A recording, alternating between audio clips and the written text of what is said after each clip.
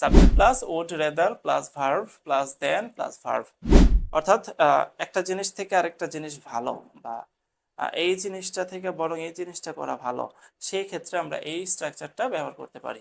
তো এটা দিয়ে যদি একটা সেন্টেন্স বলি যে আমি বাড়িতে থাকার চেয়ে বরং বাইরে চলে যাব, তো এটা দিয়ে হয় I would rather go out, ভার্বের ওয়ান হচ্ছে গো আউট, বাইরে চলে যাওয়ার ইংরেজি হচ্ছে গো আউট। আমি বাড়িতে থাকার চেয়ে বরং বাইরে চলে যাব, I would rather go out than stay at home. অর্থাৎ বাড়িতে থাকার চেয়ে বাইরে চলে যাব, I would rather go out than stay at home.